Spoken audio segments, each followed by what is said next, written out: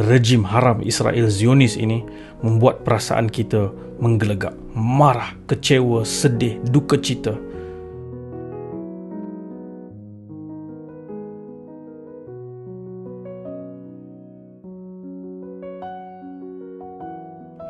Sahabat-sahabat yang saya kasih sekalian, tentunya melihat keadaan saudara-saudari kita yang derita di bumi Palestin, di Gaza, di tebing barat, di manapun pelosok bumi Palestin yang telah dijajah, diratah, dijarah, dihancurkan oleh rejim haram Israel Zionis ini, membuat perasaan kita menggelegak, marah, kecewa, sedih, duka cita.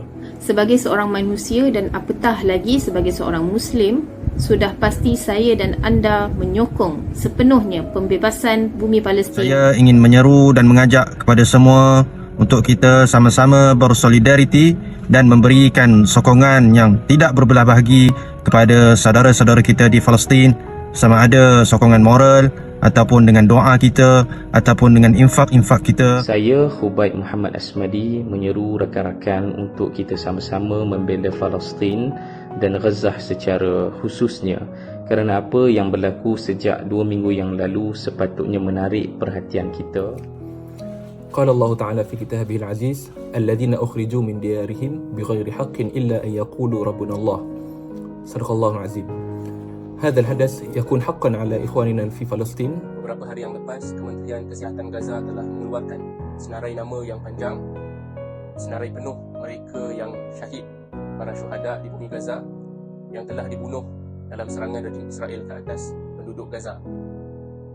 Dan kita boleh lihat daripada hampir 7,000 orang yang tersenarai, hampir 50% daripadanya adalah terdiri dalam kalangan wanita dan kanak-kanak. Kalau orang tanya adakah ini berlaku sejak 7 Oktober? Tidak.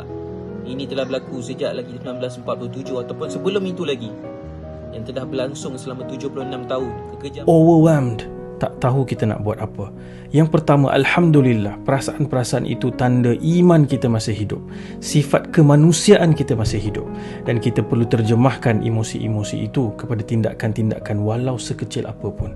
Mereka amat mengharapkan kita untuk berterusan menyebarkan naratif yang betul, menyebarkan berita-berita yang benar, menyebarkan situasi sebenar yang berlaku di sana, bukan dimomokkan oleh naratif-naratif palsu ataupun propaganda yang dicipta oleh sebahagian besar musuh mereka, terutama sekali dalam kalangan media-media barat. Dan untuk kita berikan segala tumpuan kepada mereka pada saat ini, dan ayuh gunakan segala yang kita ada, tenaga kita, social media yang kita ada, pejabat, sekolah, mana-mana institusi tempat kita bekerja dan kita belajar itu, untuk menyampaikan kesedaran ini dan berkempen demi pembebasan Palestin. Wahai anak muda, turun di jalanan, bangkitlah, bangunlah, serulah pemimpin-pemimpin agar buka mata dan menghantar bantuan-bantuan ke sana.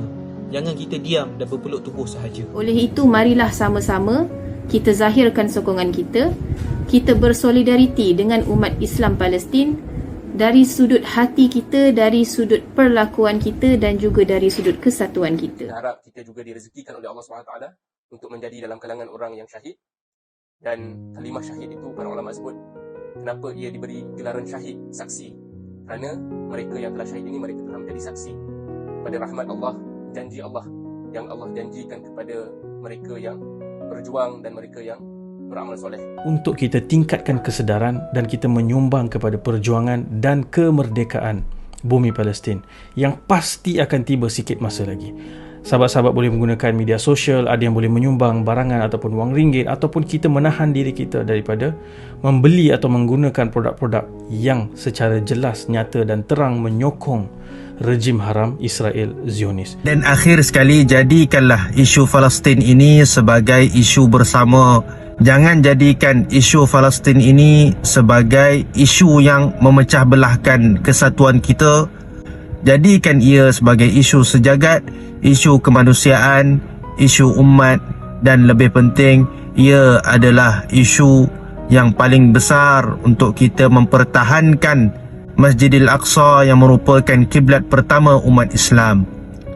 Jauhkanlah daripada segala bentuk persengketaan dan sama-sama kita fokuskan segala usaha dan kemampuan kita ke arah usaha pembebasan Palestin dan Masjid Al-Aqsa. Dan satu perkara yang kita semua mesti lakukan adalah kita berdoa dengan hati yang ikhlas, jujur dan keyakinan mutlak 100% kepada Allah Subhanahu wa taala.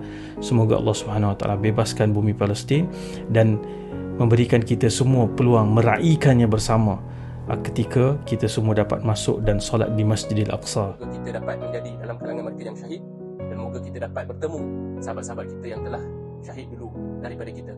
Jangan biarkan video ini terhenti setakat di telefon dan media sosial sahaja. Bantulah kami untuk sebarkan video ini. Bantulah kami untuk menyampaikan kesedaran ini. Kami bukan pemuda yang pertama membuat video seperti ini. Ada ramai lagi pemuda lain yang membuat video seperti ini. Tapi kami ingin beritahu pada rakyat Malaysia, ada pemuda yang kisah akan apa yang berlaku di Gaza. اللهم انصر إخواننا المستضعفين والمجاهدين في فلسطين من النهر إلى البحر ستكون فلسطين حرة. اللهم احفظ مسجد الأقصى وارزقنا فيه صلاة قبل الممات. Ya Allah, peliharalah untuk kami Masjid Al-Aqsa dan kurniakanlah kepada kami rezeki untuk kami bersolat di sana sebelum kematian kami. Amin, amin ya Rabbal Alamin. Selamatkan Palestin, bebaskan Masjid Al-Aqsa. We will not go down in the night without a fight.